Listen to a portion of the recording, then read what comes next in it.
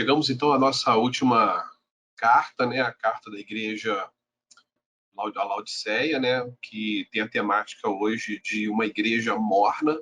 E nós vamos entender muito mais profundamente o motivo pelo qual Jesus ele se dirige a essa igreja com essa característica, né? Uma característica marcante na fala de Cristo para a igreja de Laodiceia.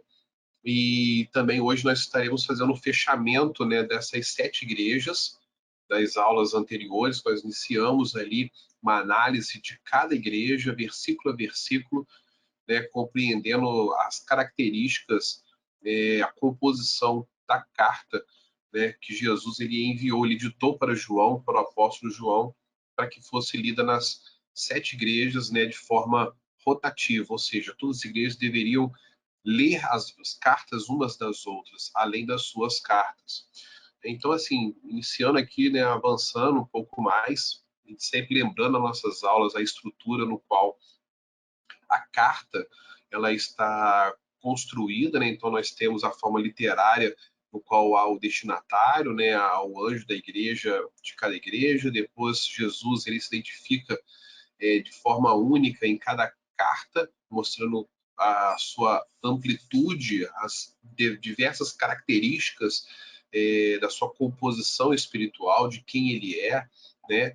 Além disso, ele também mostra a ciência, fazendo ali a análise da situação em que cada igreja estava inserida, e temos também a situação em que há infração ou não, e uma vez havendo a infração, nós passamos pela advertência, concílio, a penalidade, depois vamos para o encorajamento e a promessa. Então, iniciando aqui hoje, falando sobre a igreja de Laodiceia, né, nós temos aqui, vamos lá, nós temos aqui o nosso mapa que nós já estamos trabalhando já algumas aulas, é um mapa que mostra a estrutura de como as cidades elas estavam ali geograficamente constituídas. E nós vemos que Laodiceia, aqui nesse ponto mais aqui ao sul aqui do mapa, né, próximo de Colosso e de Herápolis, nós vemos que Laodiceia é uma cidade que está numa confluência, né, numa bifurcação das 4 principais estradas, né, uma cidade que pertencia ao reino da Frígia, né, que esse reino aqui, essa região aqui, ó, que pega aqui. Então nós vemos muito em Atos, né, Paulo ele se deslocando para a Frígia, né, então a palavra Frígia sempre está muito presente, não somente em Atos, mas também nas cartas paulinas. Então essa aqui é a região da Frígia, ou seja, uma região onde houve plantação de igreja no ministério paulino também. Né? Então assim, startando, né, nós sabemos que a cidade ela foi fundada por Antíoco II, aproximadamente entre 250 a.C., 253 a.C., né? Existe essa conotação, uma cidade altamente estruturada, uma cidade muito rica. E o nome dela provém de uma homenagem que Antíoco ele fez à sua esposa Laodice. Né? Então, a junção do nome da esposa de Antíoco, Laudice, né, com mais acrescentando mais um bloco, né, de ceia. Então, a formação da palavra veio Laos, que significa povo, e de que, ou de que significa justiça, ou seja, justiça do povo. Então, o significado mais próximo da cidade de Laodiceia seria esse de justiça do povo. E aí a gente vai entender um pouco o porquê dessa justiça, porque o povo ali, a justiça de um povo, por que o povo, a característica da população de Laodiceia para efetuar esse tipo de justiça. É algo muito interessante que nós vamos ver ao longo da aula.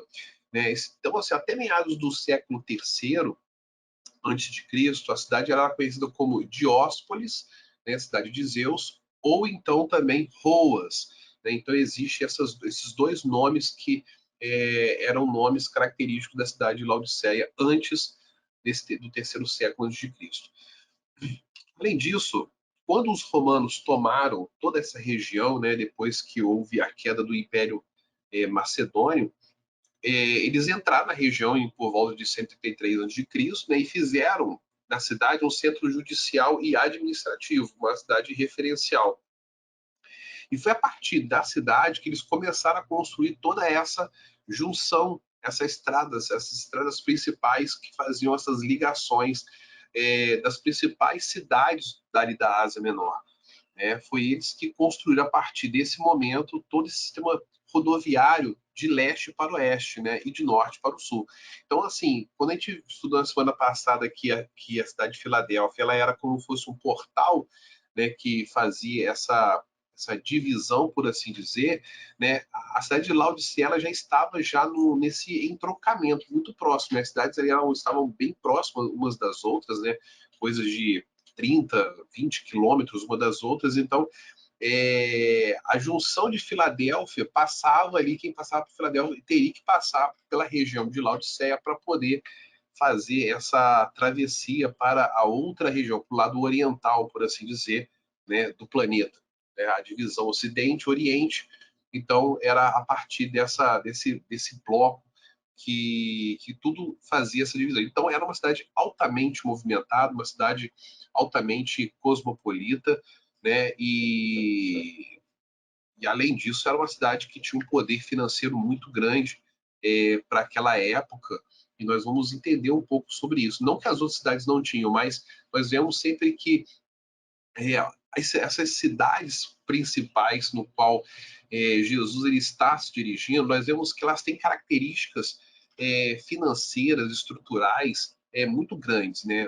Os bens materiais das cidades eram algo assim que fazia com que a população se tornasse, de certa forma, soberba, uma população autoritária em muitos momentos, e isso também não deixava de influenciar também os cristãos da época. Por isso nós vamos ver que as cartas, elas, em todas as cartas que nós estudamos anteriormente, nós vemos que tinham características muito peculiares que Cristo estava falando em que cada cidade tinha. Como que o povo vivia, o pensamento de cada um, porque isso refletia a vida da igreja. E Laodiceia não é diferente. Nós vamos ver que o pensamento da igreja de Laodiceia está em paralelo com a igreja de Sardes. Como nós estudamos anteriormente, né, que a igreja de Filadélfia ela também tinha um paralelismo com a igreja de Esmirna. Então, nós vamos ver que esse paralelismo que está juntando ali as peças desse quebra-cabeça mostra a postura de dois grupos, né, dentro da igreja.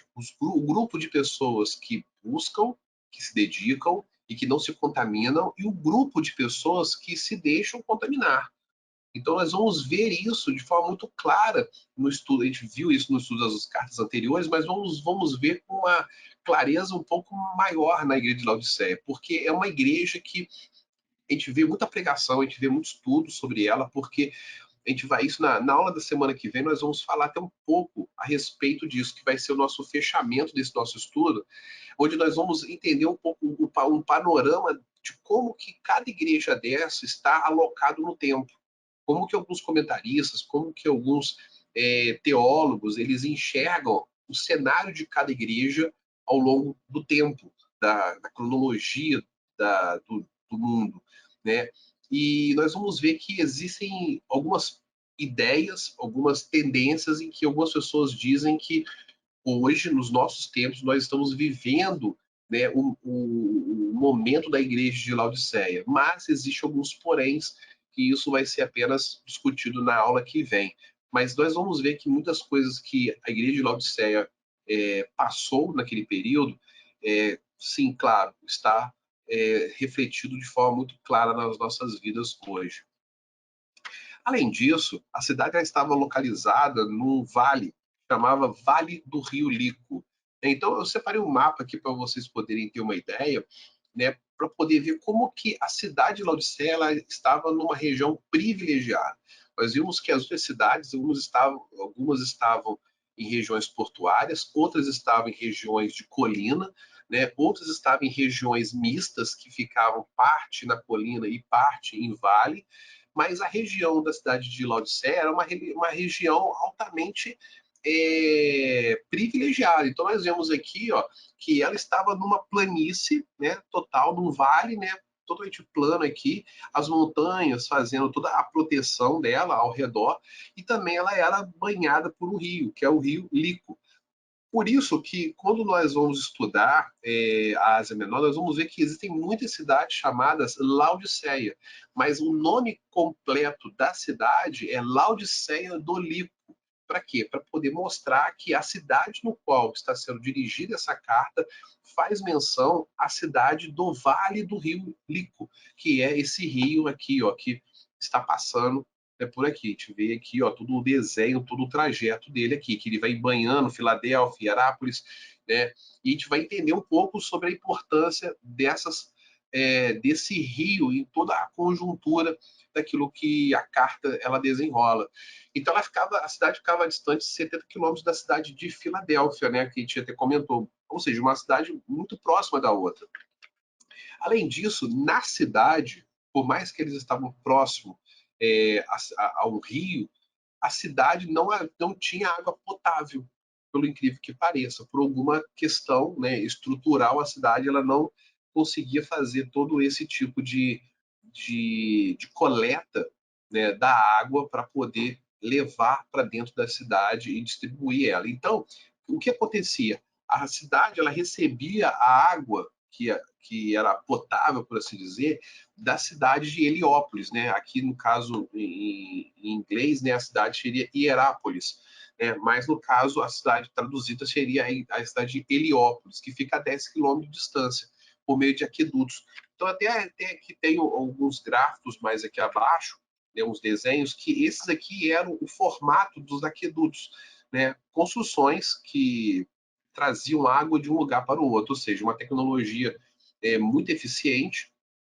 e que as águas que vinham lá de Heliópolis, elas eram águas que eram saturadas, né? Ou seja, tinha uma concentração de carbono, de cálcio na água, né? Muito grande. E era uma água que vinha de uma terma muito quente, ou seja, uma água altamente fervente, borbulhante. E a gente vai entender isso porque, lembra que a gente, nas aulas passadas, nós falamos que muitas cidades foram assoladas por terremotos? Então, assim, cidades que têm muita erupção, que tem muito poder sísmico, a Terra ela fica abalada de forma constante, ela passa por terremotos, ela também tem ali nas suas regiões o quê? Ela tem termas, ou seja, as águas que brotam do interior da Terra estão em constante aquecimento e, consequentemente, todas as cidades que estão próximas de elevatórias ou regiões vulcânicas, as águas são muito quentes. Então, as fontes elas já vêm aquecidas em uma temperatura altíssima. E assim, a região ali europeia, essa região da Grécia, toda a Europa no seu todo, tem uma característica muito interessante, em que as águas para beber elas são alcalinas, elas têm um gosto muito pesado, elas têm o metal natural na terra, ali diluído na água. Por exemplo, na Itália, quando eu fui pela primeira vez lá, eu não sabia, você toma água, toda água ela é potável, né? Pelo menos assim, na Europa eu sei que funciona esse formato. Na Itália, por exemplo, toda a água é potável. A água que não for potável, ela tem uma placa identificando que aquela água não é potável. Se você não vê nenhuma placa, você pode tomar a água. Então, assim, é normal você andar nas ruas, por exemplo, de Roma, você ver fontes nas esquinas. Então, se as pessoas estão andando, correndo, elas sempre têm uma garrafinha, elas param ali, e aquela fonte são fontes desde a época do Império Romano que estão ali, entendeu? Que jorram, que são potáveis para você poder beber água. Então, mas só que a água ela é pesada. Quando você bebe a água, você sente um peso na língua. Não é igual a nossa água mineral aqui que a gente bebe, né? Uma água comum, né? Até de torneira mesmo, enfim. não é desse jeito. Você vê que é uma água pesada. E quando você toma banho, você sente isso mais ainda no teu corpo. Porque quando você sai do banho, o seu cabelo está duro, você está melando. Então, a água naquela região, ela tem uma concentração muito grande de carbono, de uma água alcalina. Então, esses metais, elas estão na água, mas assim, não é que você não possa beber, você pode beber, só que é uma água totalmente diferente. Então, o consumo, pelo menos nos nossos dias, né, atuais, de água mineral lá na Europa, ele é muito grande. Você vai no mercado, você compra uma garrafa de água mineral de 2 litros, por exemplo, por 10 centavos. Entendeu? E água assim de primeira qualidade, não é água de marca desconhecida, não, são marcas famosas. Então, por quê? Porque eles não consomem essa água pesada, apesar de poder, mas porque o tratamento da água acaba sendo recomendado e as pessoas acabam, isso se tornou um hábito. Então, por essa água também, que já era característica daquela época, ali, daquela região ali, que hoje é a Turquia, mas naquele período ali fazia parte já do Império Romano, as águas elas já vinham saturadas disso, então acabava tendo também poderes medicinais. Muitas pessoas utilizavam as termas daquelas regiões ali. Então, a água, quando chegava em Laodiceia por esses aquedutos, ela já não estava mais fervente, ela já estava morna. Então, isso fazia com que em muitas regiões havia banhos públicos para se banhar nessas águas. Né? A gente vai até ver aqui uma foto que eu separei. Ah, não. Nesse mapa aqui, ó, eu separei um gráfico que eu achei interessante que mostra a parte mais vermelha aqui, ó, todo esse eixo mais vermelho são onde existem até hoje, né, erupções ou terremotos que estão acima da escala Richter, que é a escala de medição de terremotos, que é acima de 5 já é altamente destrutivo qualquer abalo, né? Um abalo de proporções muito intensas. Então, nós vemos que essa região no qual as 7 igrejas estão inseridas é altamente crítica. A gente vê que a cor, a coloração vermelha, ela é bem intensa, então a gente vê que os abalos sempre estão na casa de 4 para cima, de 4 a 5. Né? Então, em 17 depois de Cristo, houve um abalo na cidade de Laodiceia que devastou a cidade. Né? E aí, o que aconteceu? Muitas cidades também ali na região, elas receberam ajuda financeira do governo romano para poder fazer a sua reconstrução. A gente já viu isso nas aulas anteriores, né? Cidades que receberam ajuda do governo para poder se reerguer. A gente também viu também questões de abalos, de terremotos. E isso não foi diferente também com a cidade de Laodiceia. Entretanto, um segundo terremoto em 60 depois de Cristo abalou de novo a cidade, né? E o governo romano, ele consequentemente, ele foi e ofereceu uma ajuda para a cidade para poder financiar. E aí a cidade ela se reuniu e mandou uma resposta, uma segunda resposta. Ela fez isso na primeira e mandou uma segunda resposta para o governo romano dizendo que ela não precisava, ela estava rejeitando a ajuda porque ela era autossuficiente, ela tinha condições de se reconstruir sozinha, ela não ia precisar da ajuda de ninguém. E aí, isso é uma coisa muito importante, porque nós vemos que nenhuma outra cidade dessas 7 igrejas tomaram uma posição, uma postura como essa, né? Algumas que receberam ajuda, elas acabaram até mesmo perdendo o nome delas. Por quê? Porque acabou tendo uma contraposição. Olha, eu te ajudo, mas eu vou querer colocar o meu nome, eu vou mudar o nome da cidade por alguma razão, né? Para poder deixar marcado, né? Ou seja, um marco político, né, de algum imperador, de algum governante, de algum governador romano que estava ali oferecendo ajuda.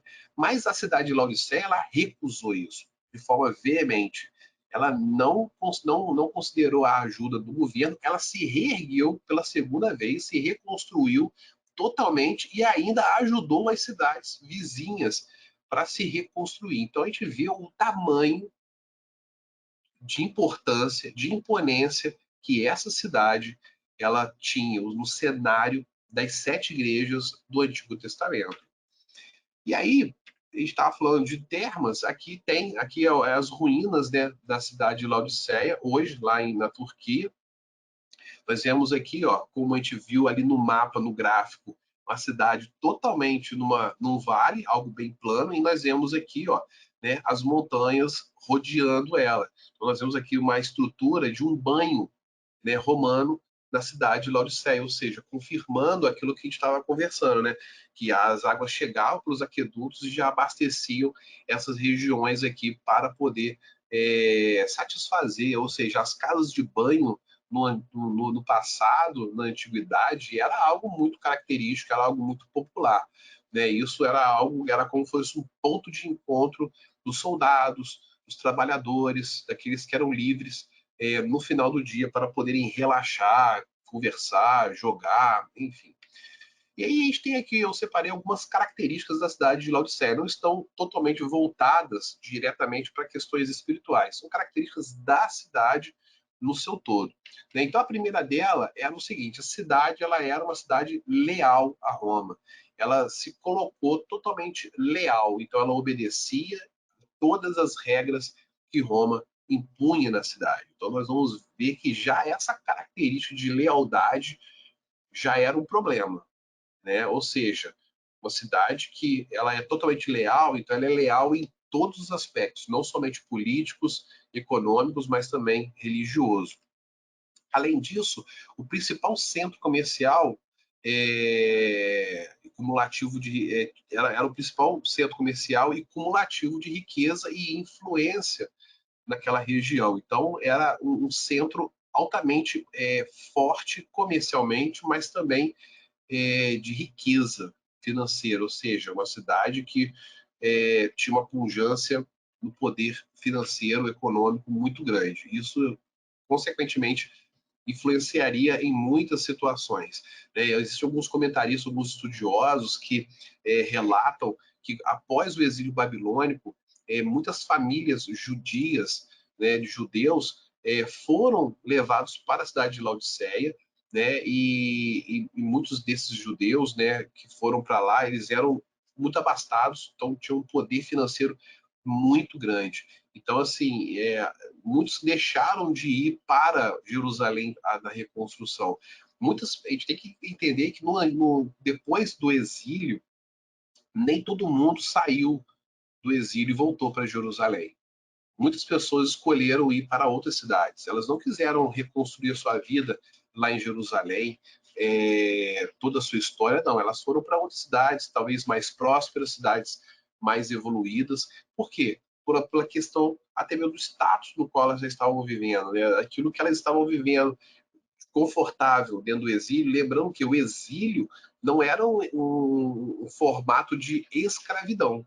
Você estava proibido de sair, mas você tinha sua vida totalmente dentro ali dos portões, dentro da cidade no qual o império tinha levado você tecnicamente cativo. Né? Então, assim, não havia um sofrimento ali de você ser privado, não, havia uma vida normal. Então as pessoas trabalhavam, ela tinha o seu comércio, ela tinha a sua vida, só não poderia voltar para sua terra. Isso é o exílio. Você está preso dentro de um local, de uma cidade, não poder ir embora.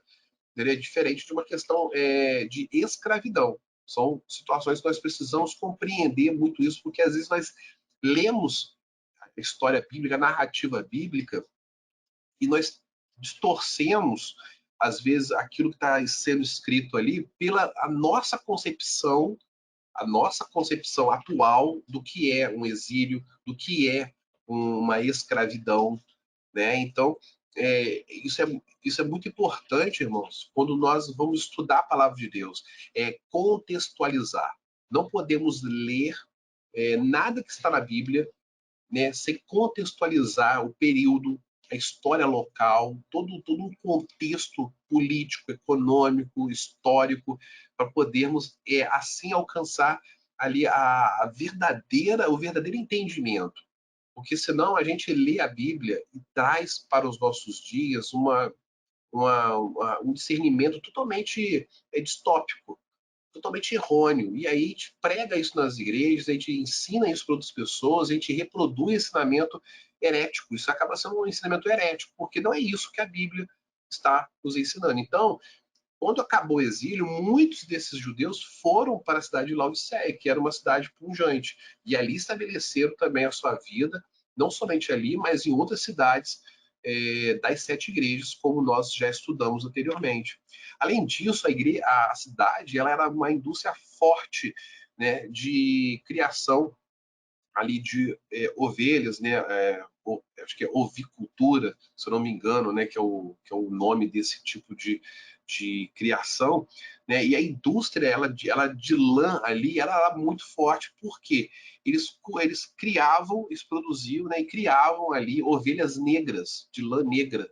Então, a lã negra produzida ali na região de Laodiceia era única na região. Então, imagina, você produzir um produto, né, com a matéria-prima natural, que era a ovelha negra, e você produzia ali, ou seja, tinha indústrias têxteis, muitas indústrias nessa região. Então, os teares ali que fabricavam, né, muitos tecidos com essa lã negra e exportava muito. Então, isso aumentava o que a capacidade financeira da cidade para ser única.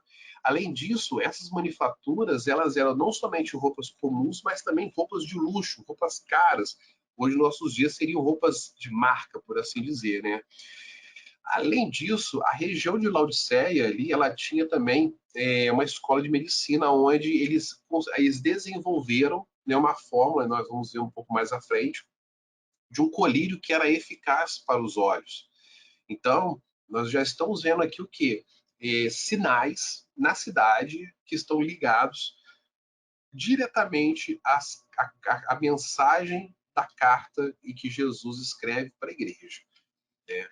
Tinha também, como eu acabei de falar, uma escola de medicina, né, especializada em tratamentos de olhos infeccionados, ou seja, doenças oculares. Além disso, a cidade também, não somente a cidade, mas toda a região em volta da região de Laodiceia, ela tinha um sincretismo religioso muito grande, né? Ou seja, judeus e gregos, eles tinham esse sincretismo religioso, e a igreja de Laodiceia não ficou atrás. E um dos deuses ali da região, que era muito característico, era um deus chamado Menucaru, que esse deus ele era o deus da cura, né, ele era um deus regional, não somente ali em Laodiceia. Existiam algumas escavações que descobriram em cidades próximas ali templos e altares dedicados a esse deus, ao deus Menu. E esse deus aí também ele era um deus voltado também para a cura dessas doenças oculares. Então, nós vamos ver o quê? Que esse sincretismo religioso ele começou não somente ali na questão médica, mas também nessa questão religiosa a penetrar ali na igreja local. Então, tanto os judeus, no seu judaísmo, na parte judaica ali das suas igrejas, já não eram também fiéis. Então, eles também eram já judeus que estavam totalmente deturpados pelo ensinamento da lei, pelo ensinamento daquilo que Deus tinha orientado por meio dos profetas no período do exílio. E também existe uma provável situação em que, quando Paulo escreve a carta aos Colossenses, né, a cidade de Colosso, que era muito próxima aqui a Laodiceia, né, existe ali dentro dos comentaristas, uma probabilidade, né, especula-se uma probabilidade em que o fundador da igreja, lá no início do período missionário de Paulo, de plantio da igreja, era Epáfras, né, que ele é citado na carta. Então, assim, provavelmente o pastor que plantou a igreja, não agora na situação atual da carta, poderia ser Epáfras, né, que é citado nas cartas de Paulo. Agora vamos falar um pouco sobre os atributos do remetente, iniciando de fato agora, né, o nosso estudo, né, dessa carta. Então Jesus ele inicia dizendo: ao anjo da igreja em Laodiceia escreve: estas coisas diz o Amém, a testemunha fiel e verdadeira, o princípio da criação de Deus. Então nós vemos aqui já que Jesus ele se autodenomina em três pontos: o Amém, testemunha fiel e verdadeira e o princípio da criação de Deus. Então, assim, o Amém aqui ele é uma alusão a uma terminologia hebraica do Antigo Testamento, né, que comunica a ideia de que ele é verdadeiro, de que ele é solidamente estabelecido e também que ele é fidedigno. Então, nós vamos ver que Jesus, ao longo de todas as cartas, ele sempre está enfatizando, ele está repetindo várias vezes, salientando que ele é único, né? Diversas palavras. Ele utiliza diversos sinônimos para dizer a mesma coisa. Eu sou o único, eu sou o original. Não existe nenhuma cópia, não existe ninguém além de mim, não existe alguém acima de mim, não existe outro. Eu sou o único. Então, o amém aqui, ele dá esse tipo de significado, ele dá esse tipo de entendimento, dizendo, eu sou a completude, eu sou o todo, né? Lembra que a gente estudou nas aulas passadas como que a Trindade ela vive dentro daquela natureza divina. Então, aquele invólucro santo, esse invólucro divino, onde as três pessoas da Trindade elas vivem, elas agem, elas se relacionam, não tem como, não existe nem nada que venha de fora penetrar nesse relacionamento, nesse invólucro. Né? Então, Jesus está aqui dizendo isso, do tipo, ele é o todo, ele faz parte desse todo, dessa natureza completa. Né? E no hebraico, amém, ele também vem a ser uma personificação, né, de uma frase, não é um simbolismo nem um significado da frase, da palavra. Quando essa palavra, o amém, ele está como se você estivesse substituindo uma outra palavra no lugar, né, que seria o quê? O Deus da verdade. Eu sou o Deus da verdade. Ele é o verdadeiro, ele é o único. Então, quando nós vamos ver esse sentido, essa palavra no hebraico, no Antigo Testamento, o sentido não é o significado exegético da palavra, tá? Mas o sentido no pensamento, da forma de se expressar, daquilo que está querendo trazer um significado, quando o escritor estava ali redigindo ali o livro, fazendo ali, o copista estava fazendo ali a redação daquele livro, ele está querendo dizer o seguinte, que Deus está querendo se manifestar, ele é o verdadeiro, ele é o único Deus. O Deus totalmente da verdade, ou seja, mostrando que não existe outra verdade fora dele. Por isso que ele logo, é, Jesus ele usa outras palavras para poder dizer a mesma coisa, né? Porque é algo muito interessante quando nós estudamos uma língua antiga, não existe, por exemplo, no hebraico, superlativo, né? Santo, santíssimo, não existe, né? Longo, longuíssimo, né? Pequeno, pequeniníssimo, não existe isso. O que existe é o que? Uma ênfase da mesma palavra várias vezes. Por isso nós vamos ver sempre a palavra santo, santo, santo. Ela traz o quê? Ela traz uma conotação, né, de amplitude, ou seja, santíssimo. Isso é a tradução que a nossa língua ela nos traz isso.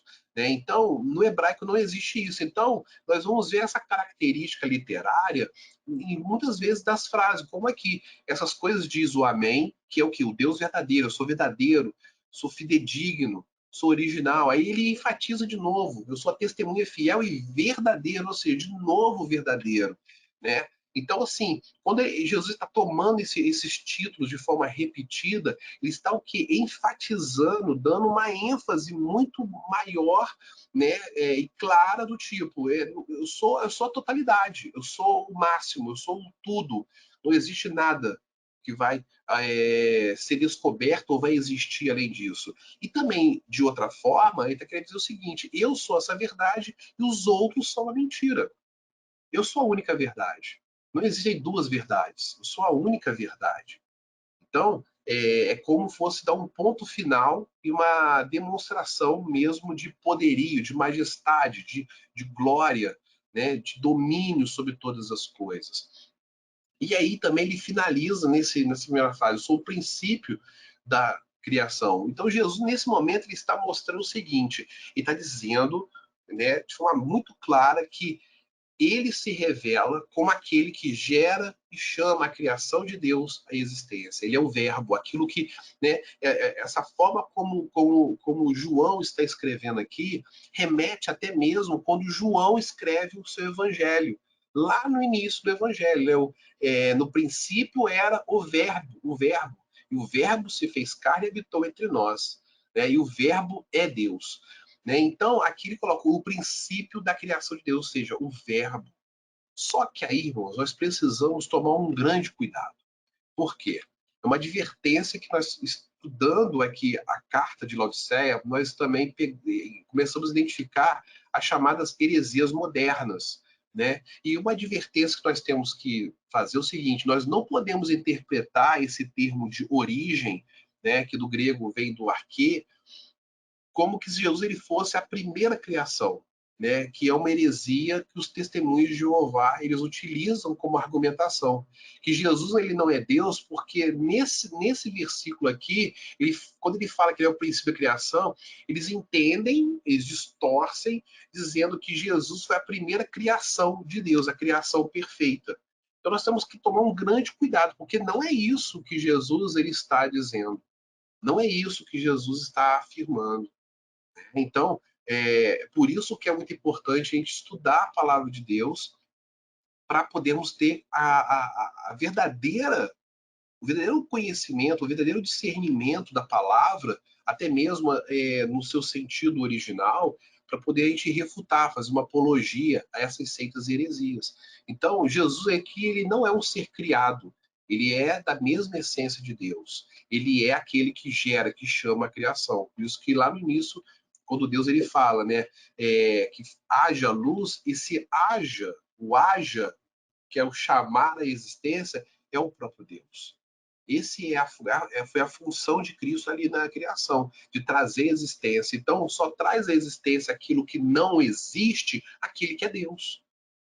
Então, não tem como. Quando o próprio Pai fala haja, ele está dando uma ordem, um imperativo, né? E isso, ou seja, não existia luz. Então, Jesus ele traz isso, e somente Deus é aquele que traz aquilo que não existe à existência. Só Deus. Então, por isso que Jesus ele é Deus. É bem simples da gente entender, né? Por isso que a gente estudando, a gente começa a compreender as dualidades do povo de Israel no Antigo Testamento, de compreender que havia um Deus que não foi criado, um Deus supremo, e depois também havia o que? Os deuses menores, esses deuses criados pela mão humana.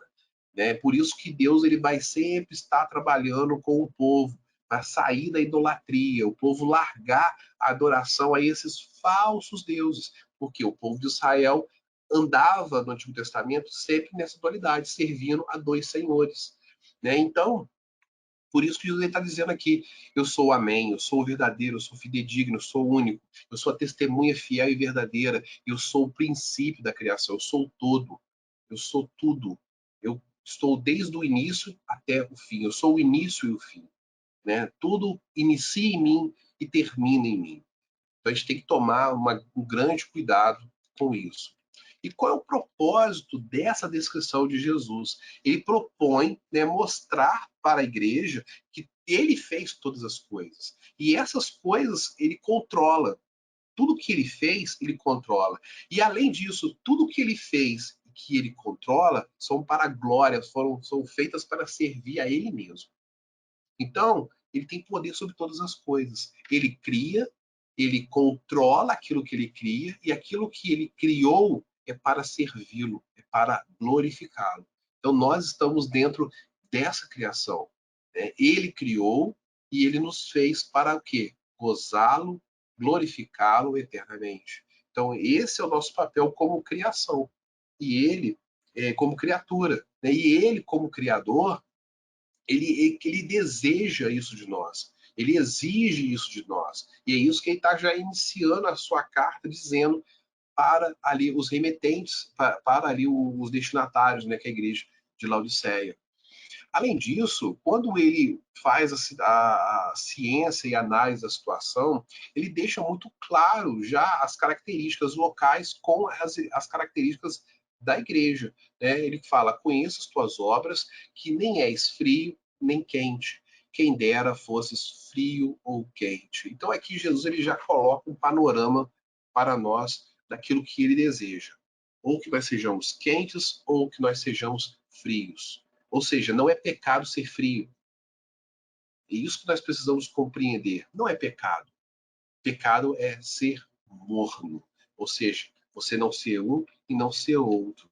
E aí tem uma característica muito grande da igreja de Laodiceia com a igreja de Sardes. Então, nós vamos fazer aqui uma comparação. Então, lembrando um pouco sobre quais eram as características da igreja de Sardes, né? A primeira era o quê? Obras incompletas diante de Deus, né? Ele conhecia as obras e Deus ele fala que as obras estavam incompletas, ou seja, aquelas obras que estavam sendo feitas lá na igreja de Sardes, elas não tinham efeito nenhum, elas estavam totalmente incompletas, porque eles faziam algo, mas a motivação estava incorreta. Então, isso é o quê? Uma obra incompleta. Você fazer algo para Deus, mas fazer algo de forma uma motivação totalmente divergente daquilo que você está fazendo, né? A cabeça está fazendo, tá no lugar, mas o corpo está fazendo outra coisa. Além disso, uma outra característica era a frieza espiritual em servir, né? Então deixamos até mesmo ali o verso de Mateus, né? Ame ao Senhor seu Deus de todo o coração, de toda a sua alma, de toda a sua mente, ou seja, totalidade, né? Aqui, por isso Jesus está falando aqui, ó, totalidade. Não é nem quente, né, nem frio, ou seja, total. Ou é quente, totalmente quente, ou é totalmente frio. O morno, ele não é totalmente frio, nem é totalmente quente. Então, o que Deus ele quer é o seguinte, ele quer de nós de forma integral. O coração tem que ser total, integral, completo, não pode ser parcial. Além disso, por fora era uma igreja rica, Sardes era também muito parecida com Laodiceia, né? E que aparentava fervor, mas Jesus revela que existe uma apatia espiritual lá dentro da igreja. E qual que era essa apatia? A igreja de Sardes ela não fazia nenhum tipo de impacto com as heresias locais. Elas não incomodavam os judaizantes, elas não incomodavam ali o politeísmo grego, os templos ali de adoração. A igreja não incomodava. Então a igreja não era perseguida, ela vivia de uma forma o quê? Confortável, política. Então, Sardes e Laodiceia são muito parecidas. Então, o que, que nós vemos em Laodiceia? Nós vamos também ver a mesma coisa, obras incompletas. Uma igreja que tinha o poderio financeiro, mas fazia também as obras delas, aquilo que ela estava entregando diante de Deus, estava totalmente incompleto, faltante. Além disso, eles eram mornos, apáticos, indiferentes e despreocupados. Olha que cenário mais agravante do que a igreja de Sardes. Né? Normalmente, quando a gente estuda as cartas, nós vamos ver que as igrejas que têm essas características mais complexas, mais, como eu posso utilizar o nome, que estão mais desviadas daquilo que é a vontade de Deus, existe um comparativo entre a ruim e a que está pior. Mas também nós vemos o que? As igrejas que estão em perfeição, que estão íntegras, nós também vemos a igreja que está boa e a igreja que está excelente. Isso foi o que aconteceu com a igreja de Filadélfia, em comparação com Esmirna. Esmirna era uma igreja muito boa, não teve nenhuma reprovação, mas quando nós vamos ver Filadélfia, é uma igreja impecável. Então nós vamos ver o que existe o bom e o melhor. E existe também aqui o ruim e o pior. Né? Então, nada que esteja ruim, que não possa piorar, né? O ditado popular. Então nós vamos ver o quê? Que se Sardes estava ruim, Laodiceia estava muito pior. Além disso, a igreja ela não demonstrava nenhum interesse em ser testemunhas de Jesus. Olha que coisa terrível. Obra incompleta, morno, apático, indiferente, despreocupado, né? Aparecendo aí com algumas igrejas que a gente conhece aí hoje no nosso cenário, né, brasileiro. Não demonstra interesse em ser testemunha, ou seja, é um sócio, né, é um sócio de carteirinha da igreja A, B ou C. Não demonstrava uma vida de serviço para o Senhor, nem na pregação, nem no ensino do evangelho para o avanço da igreja e do reino. Então, olha como que as acusações de Jesus elas vão, de certa forma, elas vão mesmo no ponto nevrálgico ali da igreja. Jesus, o que ele deseja da igreja é uma igreja ativa, não é uma igreja morna, é uma igreja ativa, uma igreja que esteja totalmente observante com as realidades daquilo que a cerca, né? Não pode estar indiferente, tem que estar preocupada, sim, com as pessoas que estão no mundo, tem que estar preocupada com o pecador, tem que estar preocupada com a pessoa que não conhece a Cristo. Porque se não estiver preocupada, você já está entrando nesse processo aqui de obras incompletas. Ou seja, se você não demonstra nenhum interesse em ser testemunho de Jesus, o que, que não é demonstrar interesse? É quando você não testemunha a sua vida no mundo. O mundo não consegue enxergar em você que existe algo diferente. Por quê? Porque você já está aclimatizado, você está totalmente adaptado, ambientado ali ao formato do mundo. E o que, que Paulo ele fala? Né? Não vos conformeis com este mundo. Ou seja, não nos aformatar, ou seja, não nos deixar modelar. Conformar é modelar, deixar que o mundo nos modele e sermos parecidos com o mundo. Era isso que a igreja de Laodiceia deixou. Paulo alertou isso lá no início, mas a igreja, depois de 40 anos, ela estava nesse estado. Né? E o outro grau aqui era o quê? Essa demonstração de uma vida de serviço para o Senhor era o quê?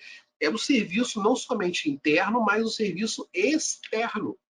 Ou seja, a pregação, ou seja, quando a gente começa a ver que existe uma diluição, não existe mais um zelo para pregar o evangelho, não existe uma busca, não existe uma profundidade naquilo que é pregado, que é ensinado nas nossas igrejas, não somente nos cultos públicos, mas principalmente naquele ensino mais direcionado que é a EBD, temos que já ali acender uma luz vermelha, não é nem amarela. Por quê?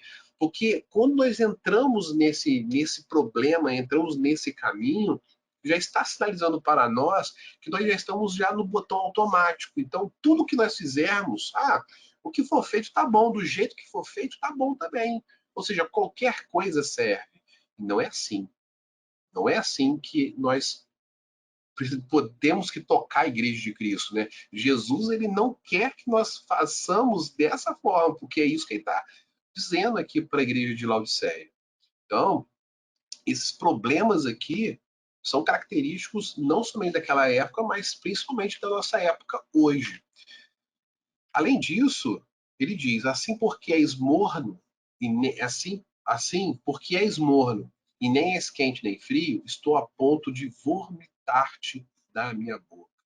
Olha que coisa terrível, né? Jesus aí dizer que quer vomitar de dentro dele. Né? Então, nós temos aqui um cenário, né, lateral de como que eram as termas ali na região de Heliópolis, né? Como que as pessoas ficavam ali tomando banho, né? Da onde saíam as águas quentes que iam para a cidade de Laodiceia. E aí, o que é ser morno, né? Essa é a pergunta-chave, né? Porque a gente via muitas pregações, nós vemos muitas pessoas falarem sobre esse tema, mas na verdade o que, que é ser morno dentro dessa situação em que Jesus ele está falando para a igreja? Primeiro ponto, são aqueles cristãos nominais, destituídos de obras espirituais. O que, que é um cristão nominal? É aquele cristão totalmente teórico. Ele lê a Bíblia, ele decora a Bíblia, ele sabe falar a Bíblia de cabo a rabo, né? De Gênesis ao Apocalipse. Você pode falar qualquer versículo, ele fala para você aonde o versículo está, qual é o parágrafo, qual é o capítulo, né? Quem escreveu. Ele sabe tudo isso. Só que essa decoreba teórica dele é apenas uma teoria. Aquilo não tem aplicabilidade na vida dele. Ou seja, aquilo ali não faz, essa palavra viva não efetua na vida dele obras espirituais de transformação. Então não adianta a gente ter um conhecimento bíblico feroz, ser teólogo, pós-graduado, ser PhD, doutor em divindade. Não adianta a gente falar grego, hebraico, aramaico, latim. Não adianta a gente fazer nada disso se o simples, que a palavra de Deus em português, ela não gerar em nós uma transformação espiritual. Não adianta de nada disso. Porque você será um teórico, mas vazio de Deus. Nós vemos isso nas nossas igrejas hoje em dia, pessoas que estão cheias de teoria, cheias ali de sermões prontos, sabe, mas não têm vida espiritual com Deus. Quando são confrontadas com situações espirituais de um grau um pouquinho mais elevado, ou elas duvidam, ou elas se rendem àquilo ali, fugindo, correndo, com medo. Por quê? Porque são rasas na fé. Então, esse é o primeiro ponto do morno, é a primeira característica. O segundo, são cristãos que são sem sabor ao paladar de Deus. Quando a gente vomita alguma coisa, né, é porque aquilo ali ou está insosso, ou está estragado, ou aquilo ali nos traz uma repulsa muito grande. Bate o nosso estômago e volta. Então, esse é o tipo de cristão que é vomitado, pessoas que são vomitadas por Deus, entendeu? É o cristão que não tem nem sal e nem luz. E não é isso que Jesus falou, nós precisamos esquecer sal e luz.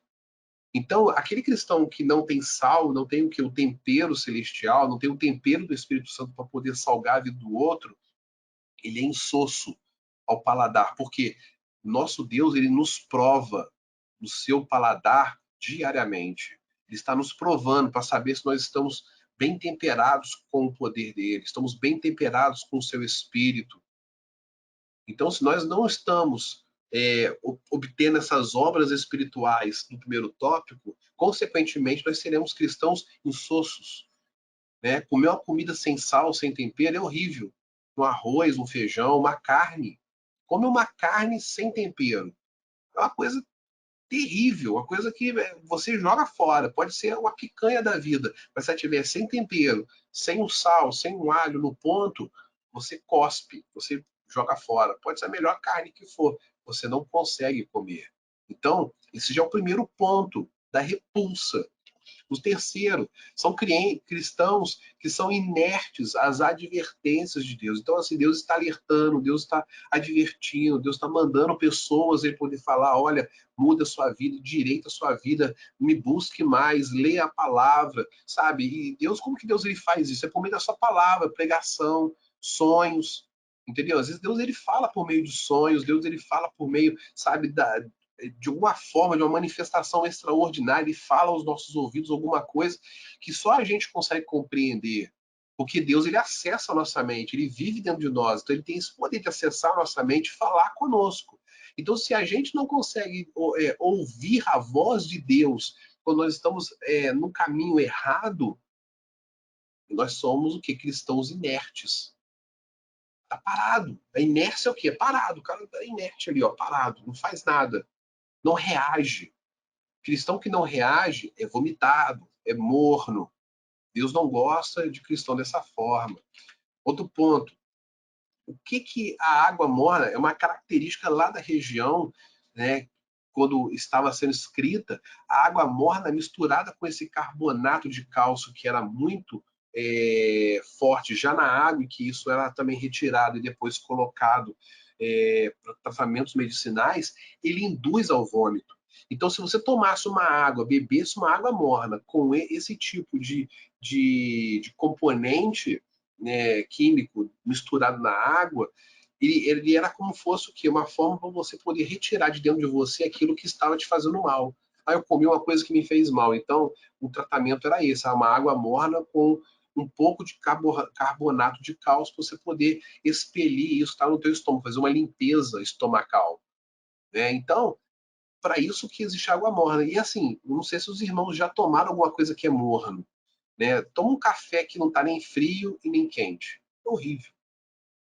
Né? Todo mundo fala assim, mas tomar um chazinho morno é uma delícia. Tal. Eu gosto de quente, chá quente. Se tiver morno, o morno é aquilo que está mais para frio, ou mais para. Não está nem frio nem quente. É um estado horrível. Você tomar morno, de fato. Porque quando você consegue tomar quente, mesmo que seja um quente que não esteja queimando a língua, está quente. Então você consegue tomar aquele sabor. Agora, tomar água, tá com sede. Toma água quando já com sede, toma água morna. É terrível, é terrível. Eu tomo água gelada, por exemplo. Adoro água gelada, não tomo água quente, água natural. Não gosto, não mata minha sede. Tem que tomar água gelada. Então, a gente pode fazer testes no nosso paladar, no nosso dia a dia, para a gente poder entender um pouco sobre como que essa repulsa, como que isso é ruim. E é isso que Jesus está dizendo. Eu não gosto de pessoas assim. Ou você é frio ou você é quente, né? E aí Cristo ele não tem interesse por um cristianismo morno também, né? Por isso ele vomita, ou seja, ele rejeita. Muitas vezes temos vivido um cristianismo morno, né? Às vezes nós nos acomodamos, às vezes nós deixamos algumas coisas nos levar por um lado mais tranquilo, mais acomodado, mais confortável. Nós não queremos lutar algumas batalhas, queremos ficar ali tranquilos. Não vou ficar aqui quietinho, não vou me meter não e tal. E não é isso que Jesus ele quer. É o que aconteceu com a igreja de Laodiceia e de Sardes, ou seja, uma igreja que estava totalmente acomodada, totalmente ali apática, né? A cidade em volta pegando fogo com a idolatria, com várias adorações a vários deuses, a igreja não fazia nada, a igreja era, sabe, ninguém nem sabia que tinha igreja ali, não tinha igreja nenhuma ali em Laodiceia. Era isso que Jesus estava irritando Jesus. Ou seja, viver um cristianismo morno, que é o cristianismo da religiosidade, do bater cartão, leva a isso, leva à rejeição. Leva à rejeição. E aí nós começamos a compreender o porquê. Mas por que Deus não dá o crescimento na igreja? Por que Deus ele não aviva a igreja? Por que Deus ele não transforma a igreja não cresce, a igreja não tem aquele ardor, sabe, em oração, em missões, em evangelismo? Por quê? Porque é uma igreja que vive um cristianismo morno, tá morna. E Cristo está rejeitando, está vomitando. Ou seja, ele não manifesta o seu espírito em locais onde há um cristianismo morno. O Espírito Santo ele não manifesta, ele não age com poder, porque aquilo ali, para ele, é algo aversivo. Então, a gente tem que começar a entender isso. São características que estão na palavra de Deus para a gente começar a analisar a nossa vida. Opa, peraí, então se nossa igreja está desse jeito, opa, peraí, então tem que primeiro me ajustar, porque eu sou igreja, antes de mais nada, e preciso conversar com os meus irmãos para podermos o quê? Tomarmos uma postura para mudarmos esse cenário. Primeiro ponto que precisamos fazer, né? E além disso, Cristo ele prefere trabalhar, né, com pessoas que são inflamadas com energia para cumprir a sua ordem, ou com pessoas que nunca receberam a informação acerca do Evangelho, ou seja, os incrédulos. Então, por isso que ele fala antes fosse quente ou frio. Quente é o quê? A pessoa está disposta, é a pessoa avivada, é aquela pessoa que ora, que jejua, sabe? E o jejum, irmãos, não é só jejuar quando, né, a presidência da igreja manda jejuar, faz uma data de jejum nacional. Não, é prática de jejum e oração diários, semanais, entendeu? Ah, mas eu não sei jejuar e tal. Então estuda a Bíblia para poder aprender como que jejua. Cola com alguém que sabe jejuar. Ô, irmão, você sabe jejuar? Eu queria jejuar. Você me ensina? Como que você faz o jejum? Como que é uma prática de jejum? Oração. Ah, eu não sei orar. Cola com alguém que sabe orar. Entendeu? Acorda de madrugada para orar, jejua mais, lê mais a palavra, se aprofunda mais naquilo que as coisas são as coisas. São pessoas que são inflamadas, que têm energia. Essas pessoas, sabe o que Deus ele faz com essas pessoas? Ele pega essas pessoas e separa elas. E aí ele começa a se revelar de forma exclusiva para essas pessoas. Ele começa a mostrar o desejo dele, ele começa a mostrar o cenário que está em volta. Foi assim que aconteceu com os profetas. O que aconteceu lá com Isaías, né? O próprio Deus ele falando de forma retórica: quem enviarei? Até parecia que Deus ele precisava enviar alguém. Aquilo ali é o que? É um chamamento, é um despertamento. Deus estava usando ali de uma forma simbólica para dizer do tipo assim: será que existe alguém que eu possa usar? Será? Porque se não houver, eu posso mesmo me revelar. Mas assim, Deus ele tem prazer em usar as nossas vidas, não somente para glorificá-lo de volta, entendeu? Mas para nos ensinar o que? A sua misericórdia, a sua graça, como que nós somos dependentes dele. E quando nós somos usados por Deus, nós somos edificados, somos santificados. Quando Deus nos usa, não é para a nossa glória, pelo contrário, é para sermos edificados, santificados. Por isso que Deus nos usa. Agora, quando nós não somos usados, nós não somos edificados e menos ainda somos santificados. Menos ainda. Então, quando Isaías ele fala, eis-me aqui, envia-me a mim, ele está dizendo o seguinte: Senhor, eu quero pagar o preço. Eu quero pagar o preço, eu quero ser usado, eu quero ser instrumento nas tuas mãos. Isso é ser quente. Isso é o quê? Está inflamado com a energia do Espírito Santo. Essa energia, irmãos, não é energia da concessionária de energia, não. E não é algo também assim, sabe, energia positiva ou negativa, não é nada disso, não. A energia aqui é o poder do Espírito Santo. É a unção do Espírito Santo, é a manifestação do Espírito Santo em nossas vidas. Porque a palavra de Deus ela só consegue penetrar no coração de alguém quando nós temos poder e autoridade. Se você prega sem autoridade, a palavra ela não penetra. Por quê? Não é que a palavra é incapaz, é porque você não tem autoridade para pregar aquela palavra. Então você vai evangelizar sem poder, sem autoridade, não adianta de nada. Não que a palavra não tenha esse poder, ela tem esse poder. Mas se você está pregando essa palavra, é necessário você buscar esse poder, é necessário você buscar essa autoridade. Nós temos exemplos na palavra do Senhor sobre isso. Pessoas que tentaram expulsar um demônio, né? Nós vemos isso lá nos evangelhos, quando, melhor, a gente vê isso acho que se não me engano, em Atos, né? Quando vai expulsar um demônio, e aí o demônio ele vira para a pessoa e fala assim: eu conheço Jesus, eu conheço Paulo, né? Até o Deus a quem prega. Agora, e vós, quem sois? Isso é o quê? A autoridade. Paulo fazia as coisas pela autoridade do poder do nome de Jesus. A sombra de Pedro, quando passava, curava, é pela autoridade do poder do nome de Jesus.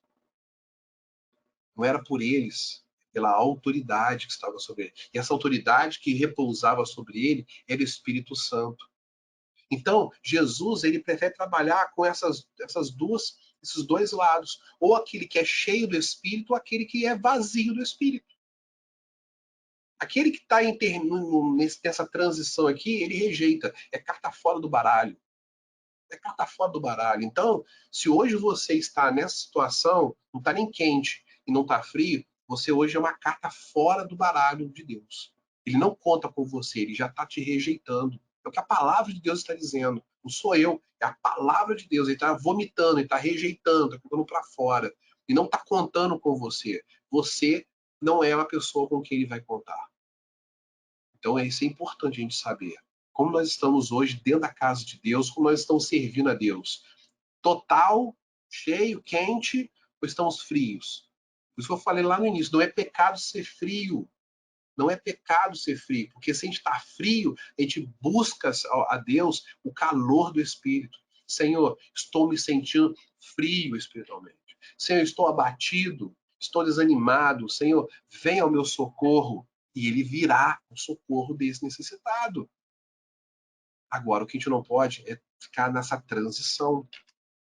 Além disso, a igreja de Laodiceia, ela não tinha alguns pontos que as outras igrejas tinham. Olha só, ela não tinha falso profeta, porque Jesus não fala que tinha falso profeta.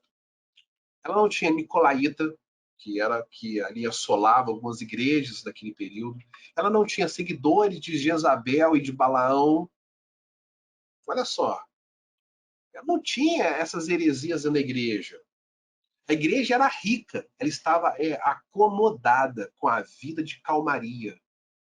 Era muito confortável, entendeu? E acreditavam que podiam viver sem Cristo. Quantas igrejas hoje estão vivendo dessa forma? Quantas pessoas, né, igrejas como instituição, e pessoas que servem supostamente a Cristo, que acham que servem a Cristo. Ou seja, foi o que eu falei lá no início, são pessoas que vivem o quê? Uma vida cristã teórica. Não porque a Bíblia diz para poder fazer assim, assim, assim. Então ela vive uma teoria.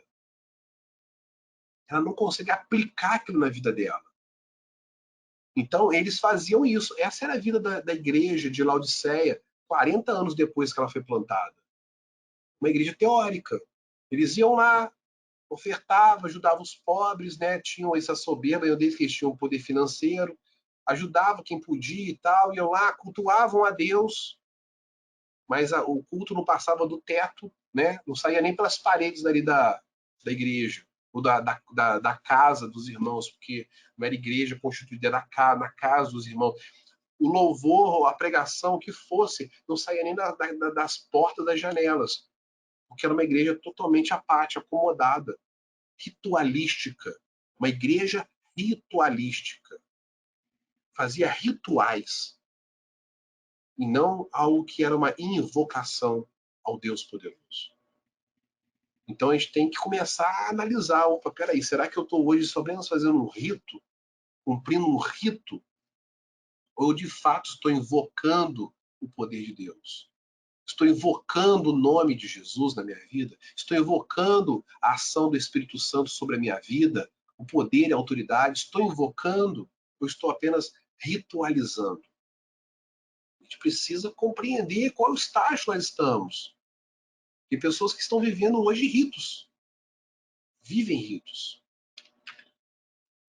Além disso, isso era só a ciência. Agora ele vai para as advertências. Ou seja, se lá no início, só dele iniciar, mostrar que já estava ruim, vai ficando pior. Pois dizes, estou rico e abastado, e não preciso de coisa alguma, e nem sabes que tu és infeliz? Sim, infeliz. Ou seja, Jesus está falando assim, olha, e nem sabes que tu és infeliz. Sim, é infeliz. Vocês acham que são felizes? Não, vocês são infelizes. Jesus ele afirma, sim, vocês são infelizes. São miseráveis, são pobres, são cegos e estão completamente nus. Olha só que coisa terrível. Se lá no início já estava complicado, aqui começa a ficar mais ainda. É mais doloroso ainda essa forma como Jesus está se dirigindo à igreja de Laodiceia. Se fosse comigo, só naquele primeiro parágrafo, aquele Jesus falava, não és nem quente nem frio, já tá, não, tá bom, senhor, já entendi o recado. Mas não, Jesus ele vai apertando mais ainda, ele vai debulhando a igreja mais ainda. E aí nós temos aqui um comparativo dessa frase, onde Jesus ele traz uma similaridade em Oséias 12:8, né? Que lá em Oséias 12:8 diz o seguinte: Efraim, mercador, tem nas mãos balança enganosa e ama a opressão, mas diz: contudo, me tenho enriquecido e adquirido grandes bens. Em todos esses meus esforços, não acharão em mim iniquidade alguma, nada que seja pecado. Ou seja, Jesus está fazendo uma alusão, né, uma citação veterotestamentária, lá do Antigo Testamento, ou seja, um apontamento profético, mostrando que lá na frente já iria acontecer. Isso é um apontamento, ou seja, Jesus está tomando posse de uma mensagem lá atrás do próprio Deus. E aí nós vemos um comparativo com a igreja de Laodiceia. Né? O que acontece? Estou rico e abastado, ou seja, está apontando para as posses materiais. Nós falamos sobre isso, né? Ou achando que tinha posses espirituais, achava que tinha alguma coisa, né? Ou seja, a evidência ela indica que a forma deles dali de pensar, né, materialmente, tinha levado a igreja a pensar que estava no mesmo nível espiritualmente. Ou seja, às vezes as obras materiais podem nos levar ao engano, irmãos. Ah, não, porque eu sou uma pessoa piedosa, Daniel. Eu ajudo o meu próximo, sabe? Eu ajudo ali, dou cesta básica, eu dou esmola, sabe? Poxa, eu levo para casa o irmão quando precisa, né? Tá na igreja ali, tá chovendo, eu pego, dou carona, levo. Poxa, eu ligo, faço isso, faço aquilo. Isso é o quê? São ações materiais. Então as pessoas acham que muitas vezes essas ações materiais têm pesos espirituais. E isso é um engano, irmãos. Porque quem vive de peso material, de, é, de fazer algo material para poder achar que colhe algo espiritual, é o espírita. O espírita que ele pensa dessa forma, não, que eu tenho que ser bom, eu tenho que agir bem aqui nessa terra, eu tenho que ser uma pessoa bondosa, amorosa, porque isso vai fazer eu ser elevado espiritualmente, né? Porque aí quando eu reencarnar, eu vou reencarnar melhor. Ou então eu teria a completude, né, espiritual. O pensamento, ó, isso é um pensamento. Se isso está dentro da igreja, já é um pensamento herético. Por quê? Obras materiais não têm peso para Deus. Elas não são convertidas em obras espirituais. Então, se tudo isso que você está fazendo, a sua intenção é uma intenção de estar angariando algum crédito espiritual, você está igual aqui, ó. Estou rico e abastado e não preciso de coisa alguma. Esse pensamento totalmente errado. Se orgulhavam de serem independentes, né? E de sua habilidade de ajudar os vizinhos, né? Acabamos de falar isso, mas eram cegos em enxergar a diferença entre a riqueza material e a riqueza espiritual. Aquela autossuficiência deles terem se auto-reerguido, se auto-reconstruído devido ali às tribulações, os terremotos, os abalos sísmicos, 2 terremotos destruíram a cidade, eles achavam que essa mesma característica que ali era para eles, ou fazia eles de orgulho, não, a gente não precisou de ajuda de ninguém, a gente conseguiu se reerguer, nós somos capazes, a autossuficiência. Ninguém é autossuficiente em Cristo, fora de Cristo. Na verdade, nós não somos autossuficientes. É uma ilusão. Tudo isso é uma ilusão. E eles achavam que não, que isso tudo que eles faziam, entendeu? Gerava uma riqueza espiritual. Provinha de uma riqueza espiritual, de uma piedade espiritual. Não era. Então, Jesus está mostrando, está rasgando para eles o verbo. Olha só, tudo que vocês fizeram, para mim não teve valor nenhum. Nenhum. Além disso, é inconcebível também não sentir a necessidade de nada. Quando ele fala, né? Olha, não preciso de coisa alguma. Por quê? Porque o verdadeiro cristão depende de Deus em tudo. Ser autossuficiente é o auge da arrogância espiritual, pois a fé e a confiança no Senhor não mais funciona.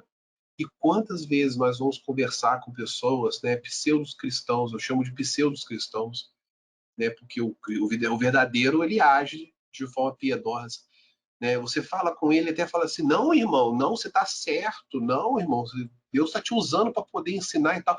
Mas no fundo, no fundo, no coração dele, ele pensa assim, não, eu sei mais do que ele, eu estudei para isso. Eu sou teólogo, falo grego, falo hebraico, sou doutor em divindade, PhD, né? Fiz faculdade lá na Universidade da Inglaterra, Presbyterian Church Western Love. Para que isso? Ou seja, não preciso de coisa alguma. Ou seja, não, não, não, não, não, não, não preciso, não, não, não, não, não, não. Autossuficiente. O verdadeiro cristão, ele não tem como ser autossuficiente, não é completo. Nós precisamos de Cristo. Nós podemos estudar, podemos saber ler línguas mortas, línguas antigas, sim, mas tudo isso é para a glória de Deus, porque se não for o Espírito Santo para tirar as vendas dos nossos olhos e iluminar a nossa mente para conseguirmos ter um discernimento profundo, de nada vale. De nada vale, porque era isso que estava acontecendo com Laodiceia. Laodiceia estava ajudando as pessoas, mas ela não estava conseguindo enxergar que elas estavam, a igreja estava morta. Aquilo tudo ali não tinha peso espiritual nenhum. Nenhum. Ela estava morta. Para Deus, ela estava morta. Então, isso é a grande questão. Temos que ter cuidado com essa arrogância. O Senhor, ele repele os arrogantes. Não tem como, ele rejeita aquele que é arrogante. E a arrogância espiritual, irmãos, é o que nós mais vemos hoje em dia. O que mais vemos.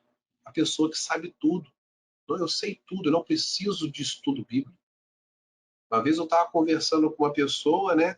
E melhor, a minha esposa estava conversando com uma pessoa e falando: não, vamos participar do estudo bíblico, né? É uma bênção lá conosco e tal. Aí a pessoa disse: não, eu já estudei a Bíblia toda, já estudei tudo que tinha que estudar na Bíblia. Aí você olha para a vida dessa pessoa, hoje, nos dias de hoje, é uma pessoa pobre, nu, miserável, infeliz e cega. Porque tudo aquilo que ela diz que ela estudou no passado, que ela já estudou tudo, ela não conseguiu aplicar na vida dela. É a igreja de Laodiceia. A arrogância dela, a soberba dela de não querer ser humilde, não, vou participar sim, né, para Deus me ensinar mais alguma coisa, de repente eu não entendo. Não, já sei de tudo e não preciso mais estudar. É o arrogante. Deus não age na pessoa que é arrogante. Não tem como. Outra característica também, Jesus ele mostra em 5 adjetivos aqui nesta frase a incapacidade da igreja e a sua condição. Né? A primeira é ser miserável, a segunda é ser digno de compaixão. Nossa, irmão, é difícil quando a gente olha uma pessoa de forma que ela precisa de compaixão. É o chamado, que é a palavra que a gente usa hoje nos nossos dias, de pena. Quantas vezes a gente conversa, a gente fala assim, poxa, a pessoa ali é digna de pena, digna de compaixão. E pena é um dos piores sentimentos que há, pelo menos para mim, ter pena de alguém, sabe? É uma coisa assim que é complicada, é triste. E muitas pessoas até falam, não, não tenha pena de mim. Né? Muitas pessoas utilizam essa expressão, não tenha pena de mim. Ou seja, sendo arrogante. E Jesus está dizendo para essa igreja, olha, vocês são dignos de compaixão, dignos de pena. Olha só como Jesus está se dirigindo a essa igreja. Misericórdia.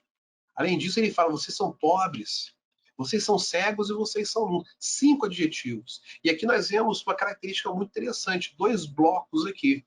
O primeiro bloco é uma condição totalmente interior das pessoas, da igreja, interior, que está de forma ali, está assolando a igreja de forma total, na sua totalidade interiormente. Elas são totalmente miseráveis, porque de forma externa elas são ricas. Né? Por dentro elas são miseráveis, são pobres, né? Ou seja, não tem nada. O miserável é aquele cara que não tem nada, não tem nem um centavo. É diferente do pobre. O pobre ainda tem um pouquinho, mas o miserável ele não tem nada. Então, a condição interior aqui seria a condição espiritual. Ou seja, você é miserável, você não tem nada espiritualmente, você não tem nada, nada. E além disso, você também não tem nenhum tipo de dignidade. Você é digno de pena. Você sabe, você é uma pessoa que precisa de amor, você acha que ama. Então, assim, o amor externo, o amor que todo mundo vê, não era o amor interno, ou seja, estão desprovidos de amor. Porque somente quem tem amor é quem tem compaixão. Melhor, quem tem compaixão, somente quem tem compaixão é a pessoa que tem amor.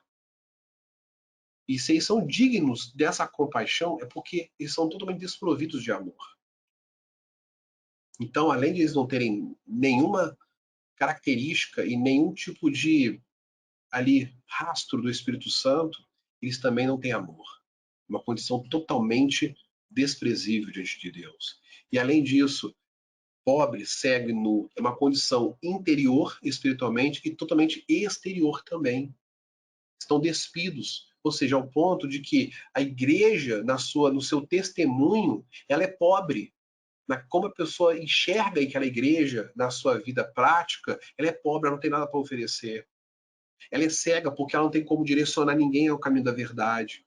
E ela é nu porque o pecado dela é tão claro, entendeu? Está totalmente vestida com o manto do pecado, as suas vestes estão tão sujas que ninguém olha para ela como uma referência de santidade. Então, a postura exterior testemunhal da igreja estava comprometida, como interiormente também. Tanto atos externos quanto atos internos eram de culpa da igreja. Então, isso é uma situação que nós precisamos analisar nos nossos dias de hoje. Será que como que está hoje a nossa vida nessas características? Será que estamos? Qual é a condição nossa no nosso interior e do nosso exterior? Porque isso vai gerar consequências gravíssimas mais à frente. Porque quando Jesus ele começa a fazer esse tipo de advertência, ele já logo também agora faz o que? O conselho. Ele dá o conselho, ele já identificou e advertiu.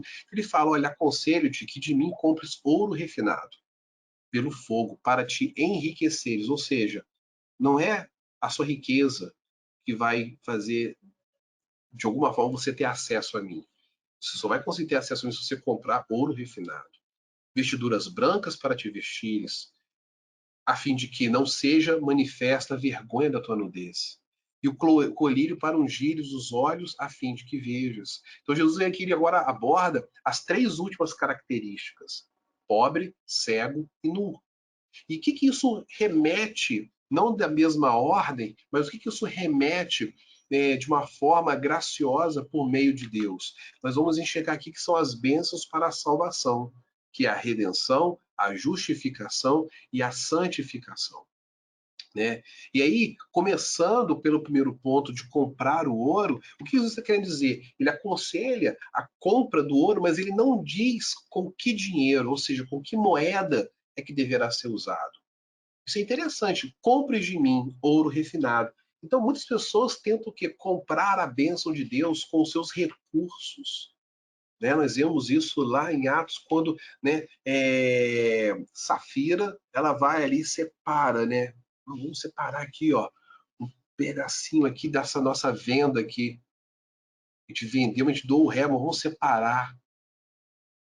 Aí teve o outro que falou assim, olha, eu quero comprar esse poder mágico lá, né? Quero comprar esse poder.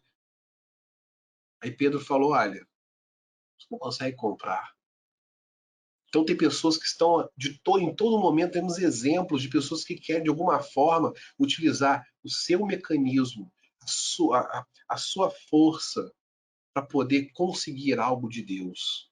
E Deus está falando aqui, compre de mim. Ele fala assim, olha só, não é nenhum recurso seu que vai fazer com que você consiga comprar esse ouro refinado. O que é esse ouro refinado? O ouro refinado pelo fogo, ele denota o que? Um alto grau de pureza. Né? Quando a gente começa a ver ali, no aviso, estava vendo um documentário sobre como se faz espadas. E aí o rapaz pegou, né, um bloco de aço e começou a levar no fogo e batia, né, no aço, batia ali com o martelo, ali na bigorna. E aí, conforme ele achatava o aço, ele dobrava, quando ele ia dobrar o aço, ele polvilhava ali algum produto, eu não sei qual era o produto que ele polvilhava, mas ele dobrava a chapa de aço quente em cima daquele produto, como fosse um pão com manteiga. E aí ia, batia. Depois ele ia, polvilhava de novo e dobrava, e batia, e dobrava. E aí o rapaz perguntou, por que você coloca esse pó aqui no meio aqui e tal? Ele falou assim, conforme eu vou batendo esse pó e levo no fogo, esse pó ele retira toda a impureza e ele purifica e fortalece o aço. Ele tira a parte fraca do aço, né? Ele vai retirando as impurezas que vai fazer com que o aço fique frágil, ou seja, quando ele tiver frio e ele for cortar alguma coisa, ele pode quebrar. E quando ele coloca esse tipo de componente químico e leva no fogo e vai batendo, o aço vai sendo retirado dessas camadas de impurezas e vai fortalecendo, o aço vai ficando mais firme. Então, quando o aço terminar ali da sua modulação, ele passar pelo molde final, ele vai, a espada ou qualquer tipo de produto que estiver sendo feito por aquele aço ali, vai ter uma resistência muito grande, uma pureza muito grande.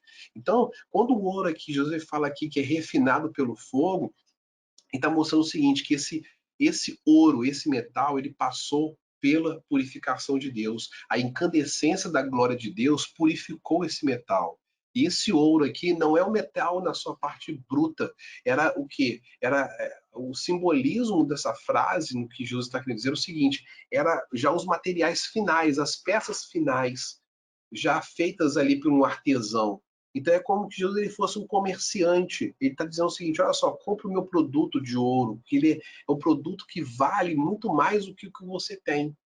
Ou seja, o que era oferecido naquela cidade ali, o paganismo, ali o sincretismo religioso, estava contaminando a igreja. A igreja estava contaminada com isso, porque ela estava ela estava sendo atraída por esses materiais brilhantes, por esse falso ouro, essa falsa pedra preciosa. É isso que isso quer dizer.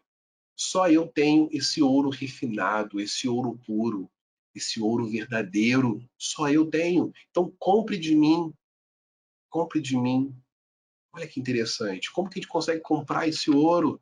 O ouro aqui é um termo para fé. É outro termo. Esse ouro aqui é a fé, pois é vital para compreender o que Jesus está falando em termos espirituais. Então, quando ele fala para comprar o ouro, é o que? É a busca. Busque, Busque, porque eu vou te dar esse ouro. Vou te dar a fé. Fé é dom de Deus, não vem de nós. Então, só quando nós temos fé é que nós conseguimos compreender a voz do Espírito Santo. Nós conseguimos enxergar aquilo que é espiritual e discernir. Conseguimos ler a palavra e compreender e nos alimentar. É comprar o ouro refinado do Senhor. Não comprar as coisas do que o mundo oferece. O conhecimento do mundo é o conhecimento de Deus. Além disso, todas as impurezas são queimadas de modo que a sua fé sai do fogo intacta. E o seu amor por Cristo é totalmente puro. Ou seja, quando a gente faz essa compra, a gente sabe que o resultado disso tudo é o quê? É uma fé que vem de uma fonte pura.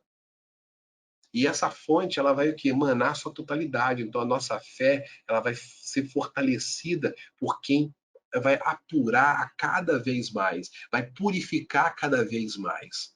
Ou seja, um processo constante de pureza. Ou seja, o processo de qualidade de Cristo, das coisas espirituais, é um padrão alto. Eu falei isso na aula passada. O padrão de Cristo é um padrão elevado. O servo tem que estar nesse alto padrão. A gente não pode servir a Cristo num baixo padrão. Senão a gente é rejeitado quando a gente passar pela qualidade. Não tem como. Além disso, a grande parte, agora na parte das roupas, né? Grande parte das roupas que eram produzidas naquela cidade, a gente já falou lá no início, eram de lã negra.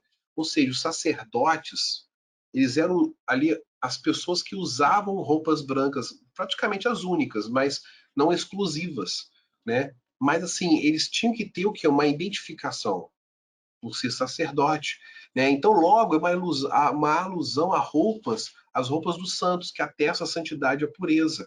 Né? Quando ele fala vestiduras brancas para te vestires, ou seja, as roupas dos laudicenses da igreja não estava branca mais. Provavelmente era uma lã negra, ou seja, totalmente manchada pelo pecado. Né? Então, a gente tem que, além de comprar o ouro, nós também temos que ter vestes brancas. Vestir-se com roupas brancas é cobrir a nudez do pecado, né? E não ser exposto à vergonha. Ou seja, o pecado ele nos expõe a cada dia. Então, era essa exposição que a igreja estava vivendo naquele momento ali, e que isso fazia com que ela não tivesse uma distinção do restante das pessoas.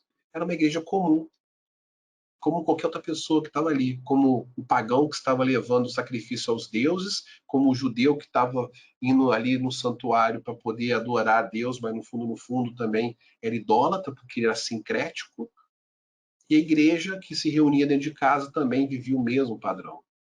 Ou seja, todos estavam com vestes manchadas.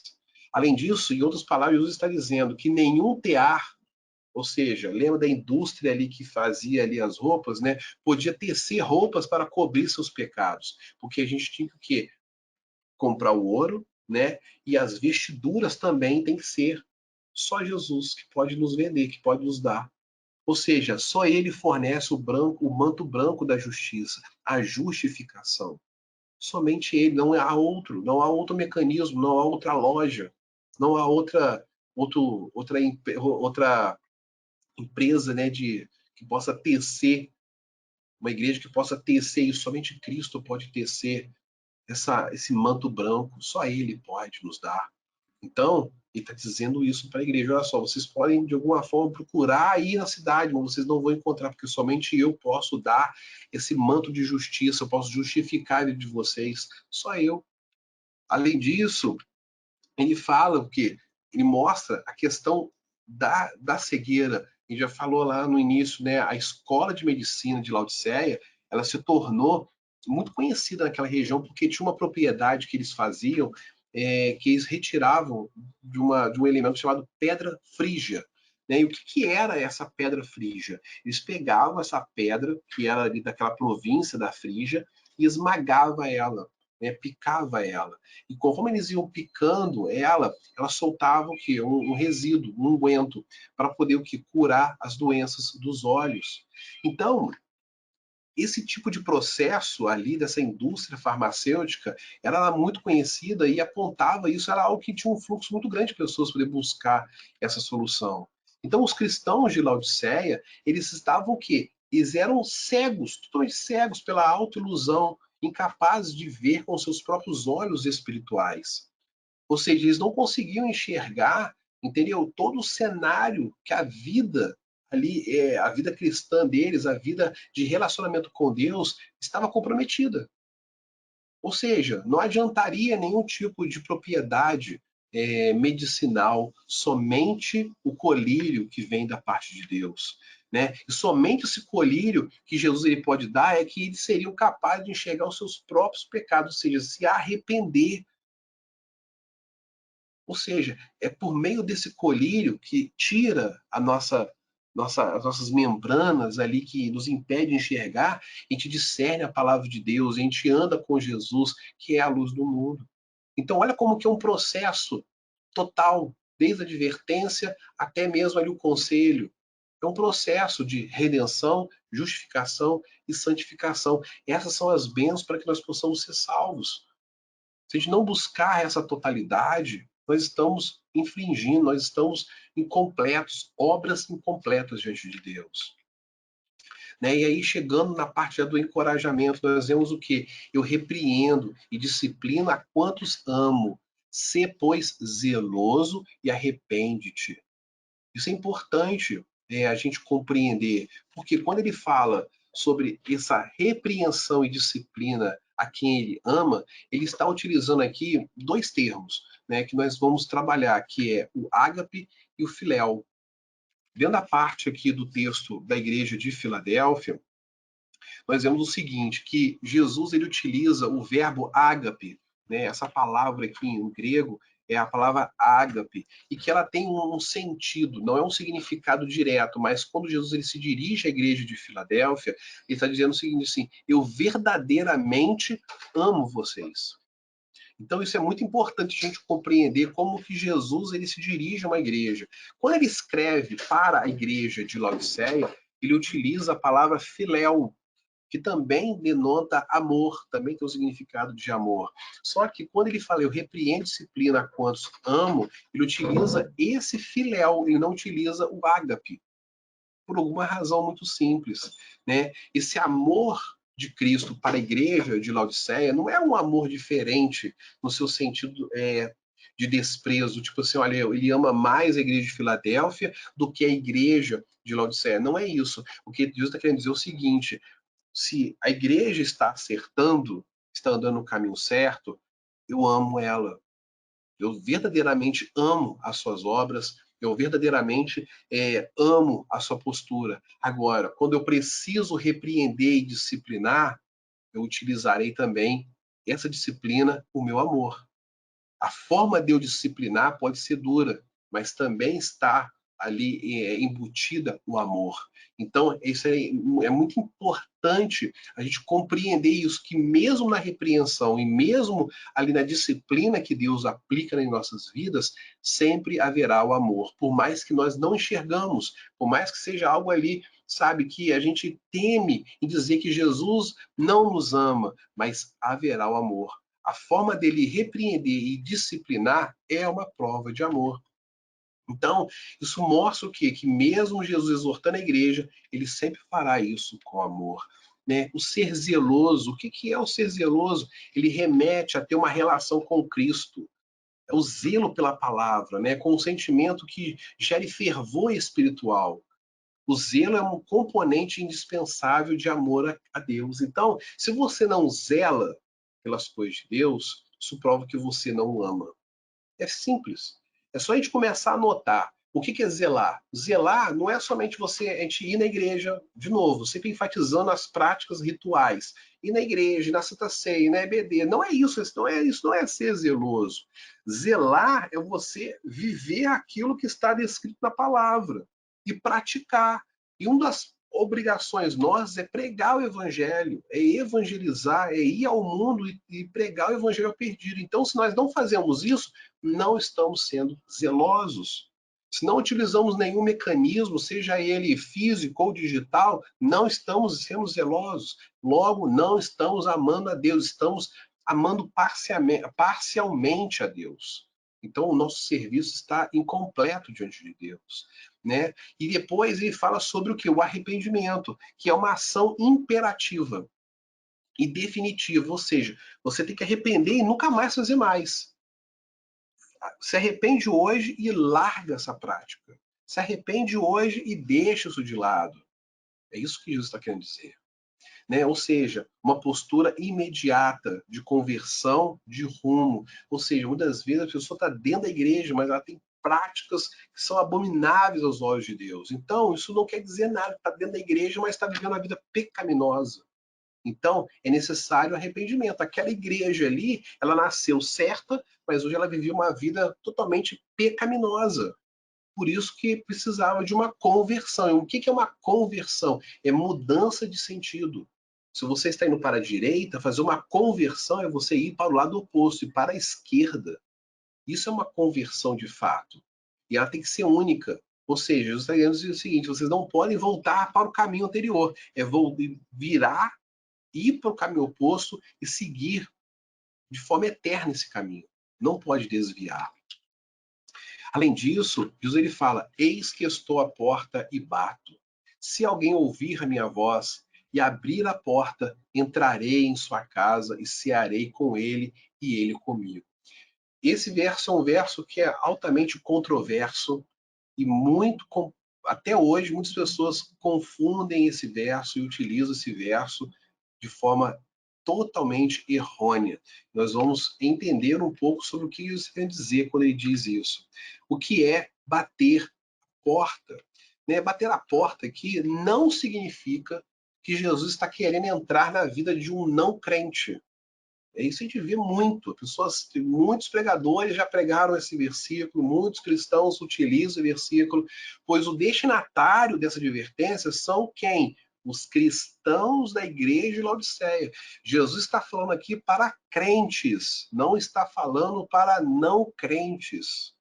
Então, não pode se usar esse versículo, eis que estou à porta e bato, para uma pessoa que não conhece a Cristo, porque não é esse sentido. Você está trazendo o sentido errado ao versículo bíblico. Você está interpretando errado, pregando errado, está fazendo tudo errado.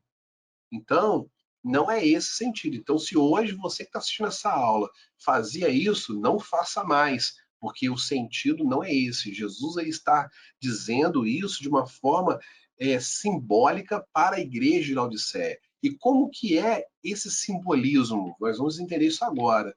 O simbolismo da seguinte forma: os cristãos de Laodiceia estavam totalmente excluídos dessa vida espiritual. Então Jesus, figuradamente, diz para eles o seguinte: eu vou me colocar para fora do seu coração, né, na porta do seu coração, e vou bater para obter essa entrada, ou seja, em um gesto de chamada de atenção. Uma vez que ninguém poderá dizer lá na frente que o Senhor não foi incapaz de chamá-lo, ou seja, não foi capaz de exortá-lo, de adverti-lo. Então, quando Jesus ele faz isso, ele bate a porta do seu coração, e o que está sendo feito nesse momento é o quê? É um chamamento do Espírito Santo para você se endireitar.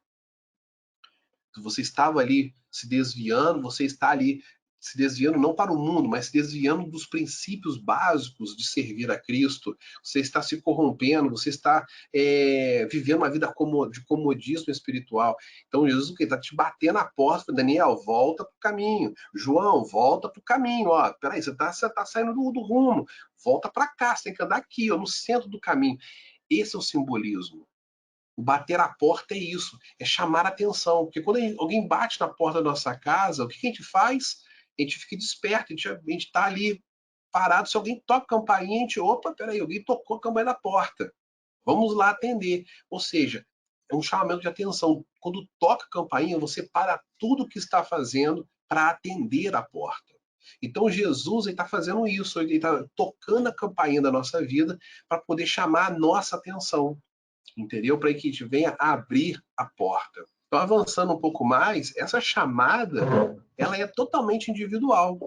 Ou seja, ela é individual e ela é constante, né? Com cada um. Ou seja, comigo, com você que está assistindo, com todos nós. Por quê? Para que haja um retorno nessa direção correta ao serviço de Deus. Nós precisamos sempre estar indo em direção na direção correta, não somente na direção, mas também andar no centro do caminho.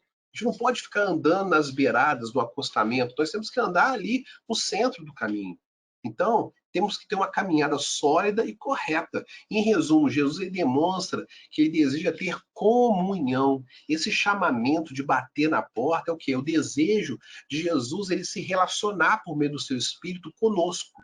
É comunhão, já que o anfitrião ele não é eu e nem você. Olha que interessante essa jogada de palavras que Jesus ele nos mostra. Por quê? Porque quando ele bate a porta para tecnicamente nos alertar a voltar para esse caminho, o que está querendo dizer é o seguinte: ele vai fazer com que ele tome conta da nossa vida. É ele que dirige. Quando ele está batendo a porta, dizendo o seguinte: olha, estou dirigindo aqui a sua vida e você está indo para um caminho, para um local que não está correto.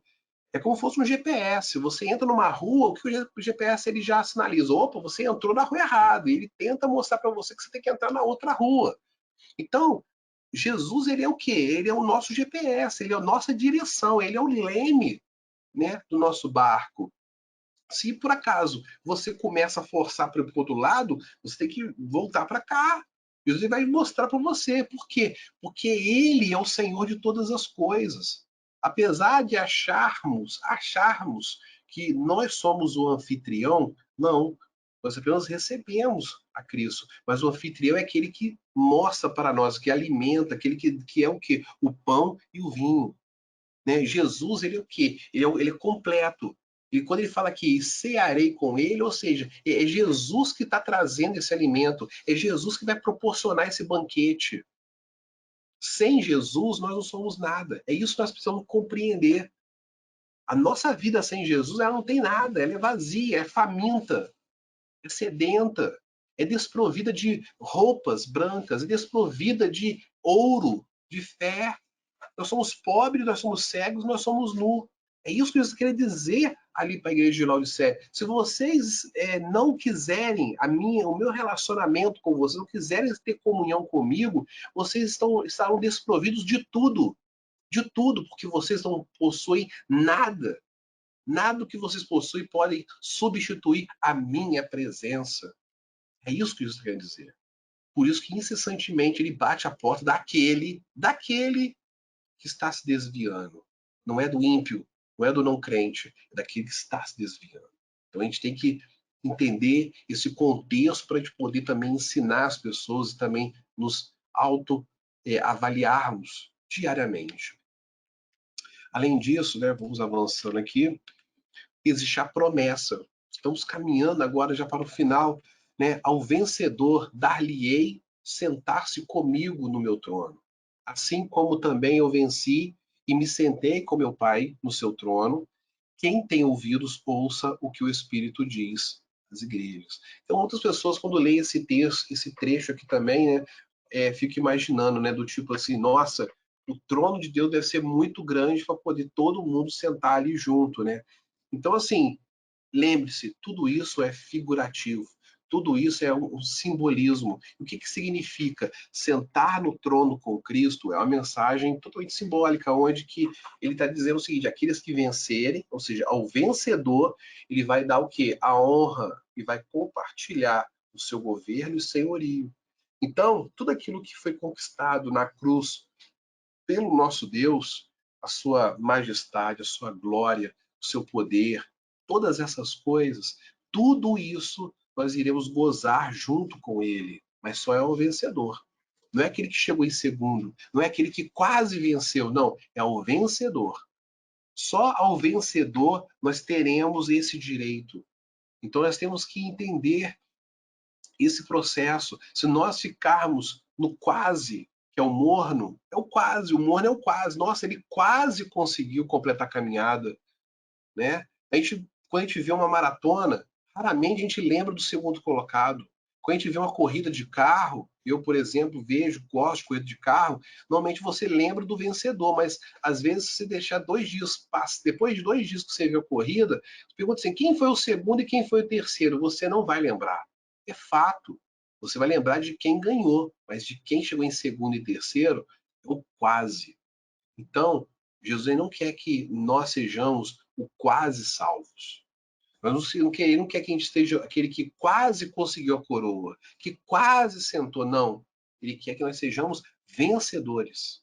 Nós temos o quê? Que nos posicionar para sermos vencedores com Cristo, para podermos ter esse direito de estar com Cristo, com essa honra, com essa glória, com essa majestade, vivenciando tudo isso, ou seja, essa plenitude espiritual. Somente ao vencedor que será dado a isso. Se nós tivermos com as práticas de vida que nós estudamos aqui dos Laodicenses, não trocarmos nossas vestes, não comprarmos o ouro de Cristo, não usarmos o colírio de Cristo para poder santificar a nossa visão espiritual, enfim, não justificarmos, né, buscar a justificação, a santificação e a redenção diariamente, nós não iremos alcançar ali a vitória dessa corrida, dessa maratona rumo à eternidade. Então aqui nós finalizamos esse estudo das 7 cartas, né, à Igreja da Ásia, né? E na semana que vem nós iremos fazer um compilamento e um panorama geral dessas 7 cartas. Espero que todos tenham gostado. Deus abençoe a todos. Um abraço.